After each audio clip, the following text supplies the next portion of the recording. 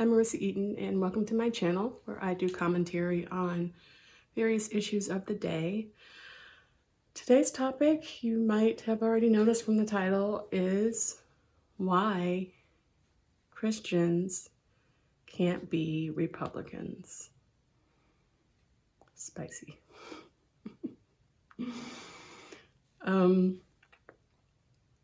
So if you're interested in that topic, please continue to watch. I think before I really get started, I do want to just give you a little information about me. I am a liberal.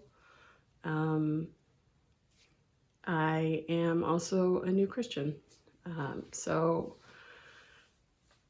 I'm not, I'm not coming at this from a judgmental perspective. I'm coming at it as a Christian, and as someone who is currently reading the Bible for the first time. There were just things that stuck out to me and that were on my heart, and that I think we as Christians need to address as far as how we're moving through the world, particularly politically. So that's the perspective. I'm not someone who doesn't believe in Jesus. I do believe in Jesus. I don't know. I'm not attacking faith at all.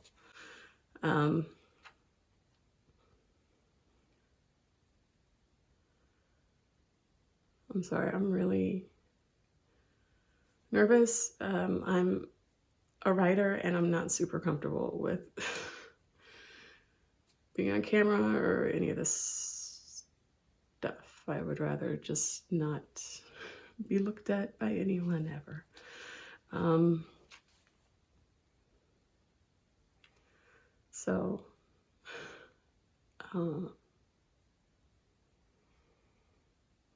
Yeah. And also within this topic, I mean, I'm new. I don't know what, I don't know. I mean, I became a Christian in April, and churches have been closed since then. So I don't have, I mean, obviously I watch sermons online and I read the Bible, but I don't really know how this is supposed to work as far as talking to other Christians about faith and all of that. So I'm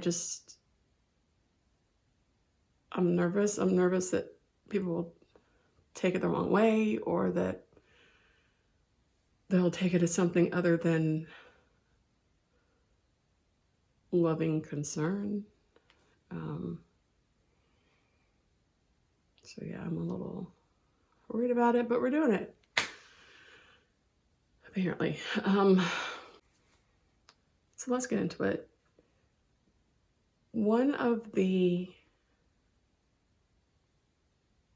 in my observation,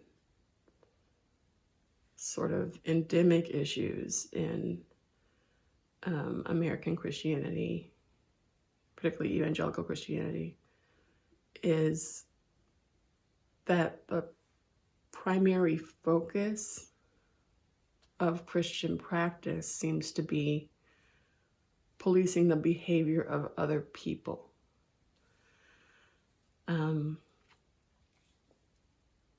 And I think as you try to reconcile that with being American and American ideals of religious freedom, those two ideas don't mesh.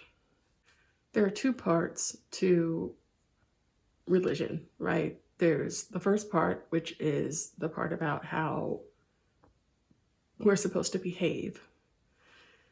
And then there's the second part about how we're supposed to treat other people. I think the distinction between those two parts is important, and I think it's often missed in Christianity. They act according to their beliefs. I act according to my beliefs. And they're entirely separate. And they have to be. In a society with religious freedom, we have to be very careful about not infringing on the freedoms of other people to practice as they believe or not practice as they believe. Freedom and tolerance are the same thing. Freedom and tolerance are the same thing. Freedom only exists to the extent that people around you let you do what you want to do. That's it. That's all that freedom is. Freedom is other people seeing you doing whatever weird thing and saying, I guess, and letting you go do it. That's what freedom is. So they can't exist separately. You can't be intolerant and also free. The way it works in this country, because we do have religious freedom, is that every single one of us gets to practice and worship however we'd like, or not do any of that at all. Every person has that right to define their faith for themselves. In exchange for that, you don't get to tell anybody else how to behave. You don't get to ban things because you don't believe in them for religious reasons. I know. We do quite a lot of that. And so I just want to stay on that point for a minute. Your religious beliefs are not a reason to remove rights from other people. That's just not how America works. That's not how it functions.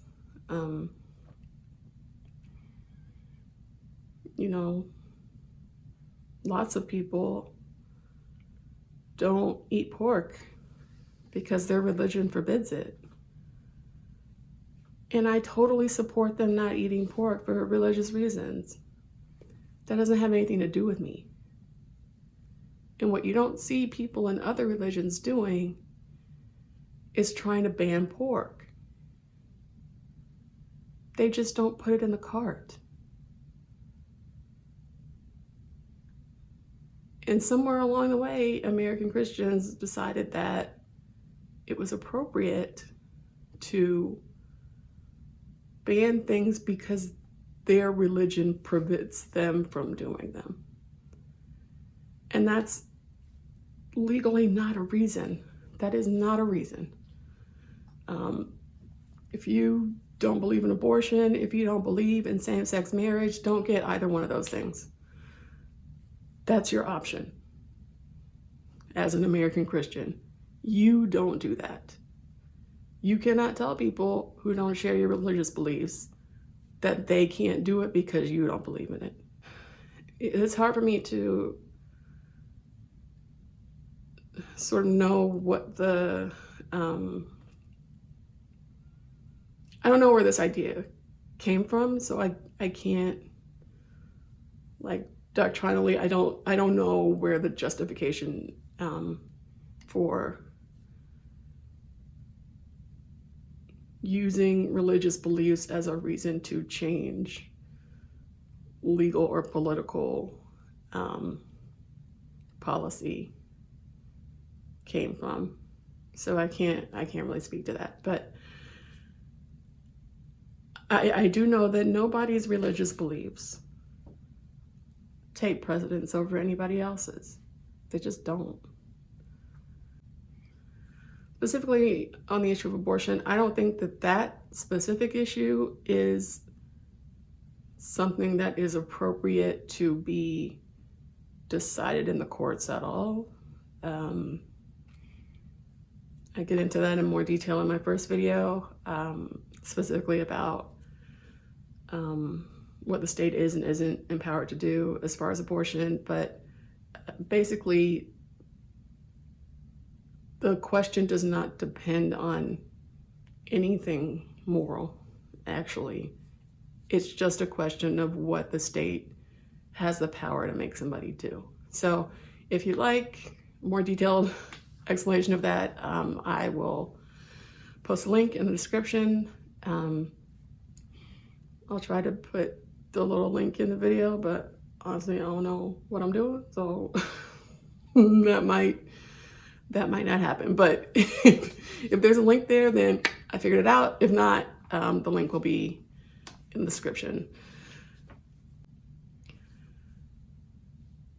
Once you remove the issue of abortion from politics, there is no reason for Christians to be Republicans. It's just not supported by the teachings of Jesus Christ. It's not supported at all. There's nothing in anything Jesus ever said that would make you think that Republican policies are acceptable.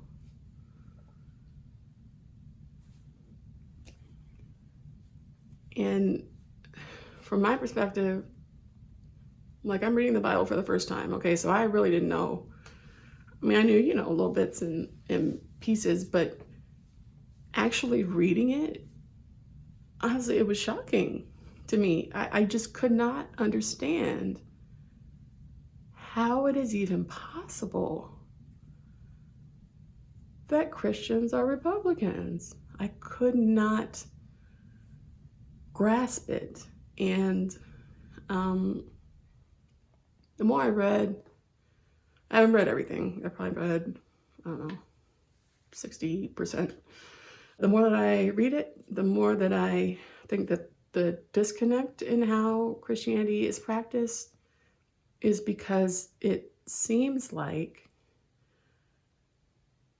conservative Christians have a relationship with Jesus that involves two components only.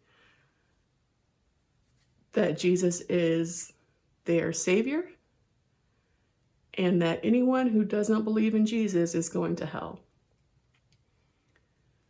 And that's it. That's all of the Christ that appears in sort of mainstream conservative evangelical Christianity. There is absolutely nothing about what Jesus said to do. Believing that your only obligation is to yourself and your family, that is not Christian. Those are not Christian values. That can't be the central driving force in how you behave politically.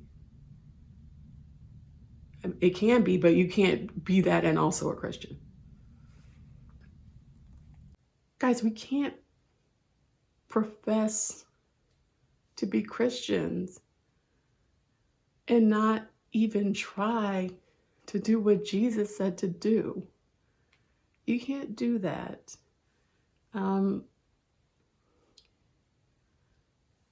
I would offer that maybe part of the issue is that there's possibly more focus on other aspects of the Bible, as opposed to focus on the Gospels themselves. I don't necessarily, again, I don't go to church yet, like a physical church. So But I don't necessarily see a lot of people concentrating their study and their worship on the Gospels, on the life and teachings of Jesus Christ. The majority of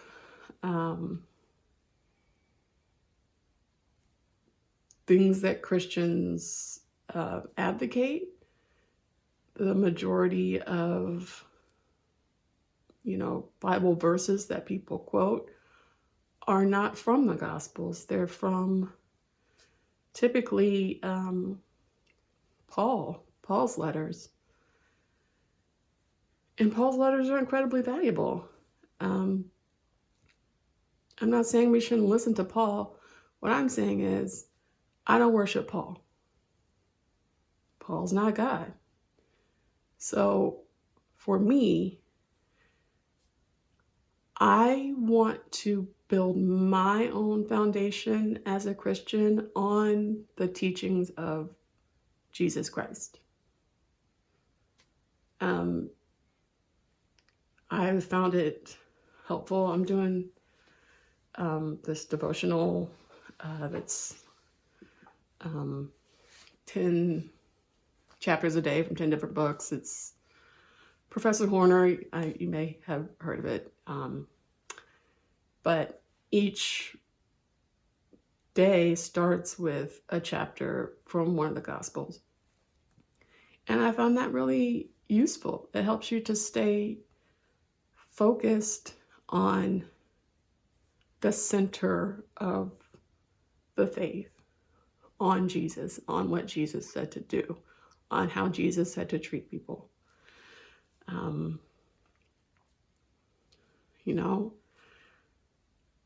Much of what Christians have made the central beliefs and practices of Christianity are not things Jesus said at all. Jesus never said anything about abortion. Jesus never said anything about homosexuality. And the only time that Jesus was confronted with sexual immorality, he showed mercy. So it just seems like maybe we need a recalibration. Like we might have gotten a little off center, might have drifted a little bit. But we got to get back on track. We got to be, one, in the Gospels, but two, evaluating those against what we're doing in our lives every day. I don't believe that it's possible for you to read the Gospels every day and then go out and say, build a wall. I don't think that's possible to do.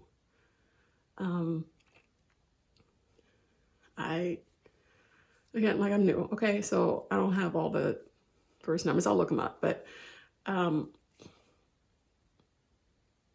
one thing Jesus said he would say he doesn't know you over is turning your back on people in need.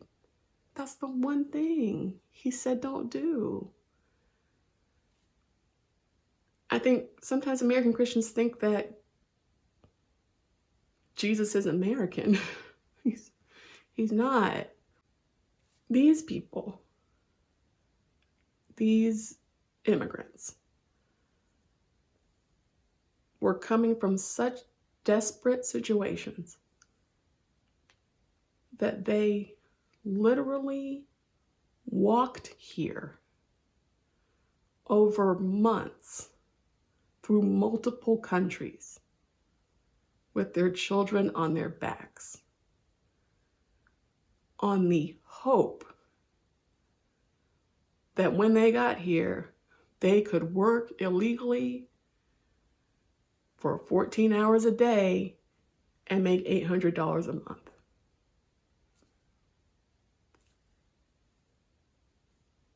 Those people are the image of God. and we saw them and told them to go away. It's not an issue of law. Jesus broke laws all the time to show compassion to people. There's an appropriate way for Christians to advocate politically. There's an inappropriate way. And I think we're doing a lot of the inappropriate way.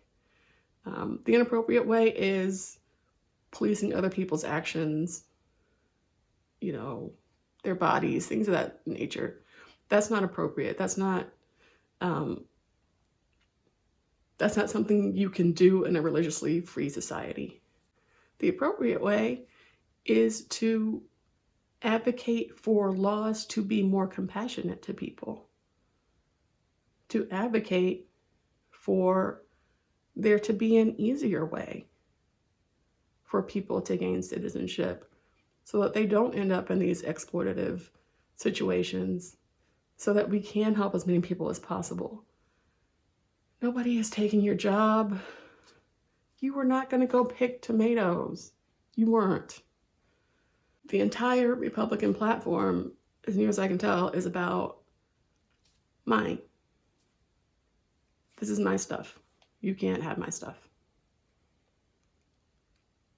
Which is, certainly a valid worldview you can have. You can't have that worldview if you're a Christian, though. You can't see people in need and turn away from them. It's just not an option for people who profess to be followers of Jesus. It's not that there are more elements of Christian teaching in the Democratic Party than the Republican Party. It's that the Republican Party is completely incompatible with Christianity. You can either try to live by the teachings of Jesus Christ, or you can move through the world as a Republican. They're opposite things. Jesus teaches you to be generous and compassionate and to be responsible for one another. And the Republican Party, if you boil down the platform, is essentially, well, I got mine, so I don't know. That's the whole message. Well, wearing a mask doesn't protect me, and I'm not high risk, so, well, they want a job, but they can't have mine, so, well, you're sick, but I'm not paying for that, so, well, you're hungry, but I'm not paying for that either, so,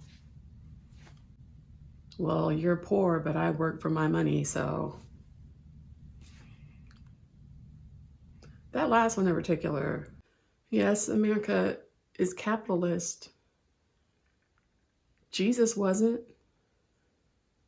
Jesus was a radical, pacifist, communist. Literally. The only economic model Jesus ever supported was everybody sell everything you have and everybody take what you need. So how you get from that to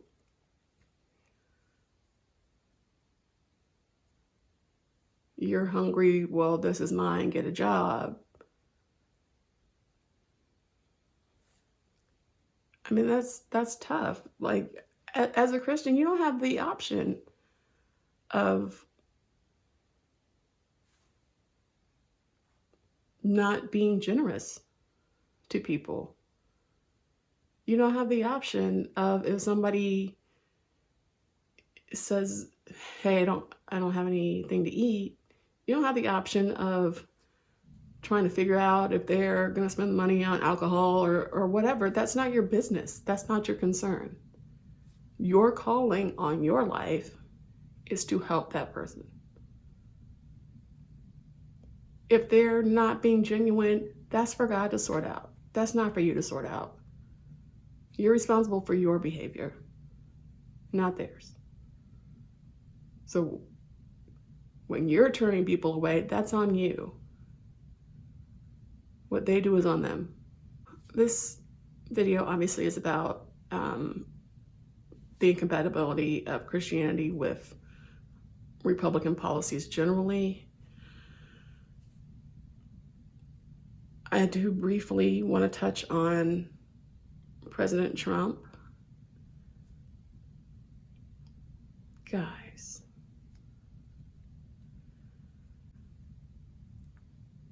and even with abortion on the table, that issue that's not mentioned in the Bible at all is in no way more important than everything that is mentioned in it. What are you doing? Guys, what are you doing?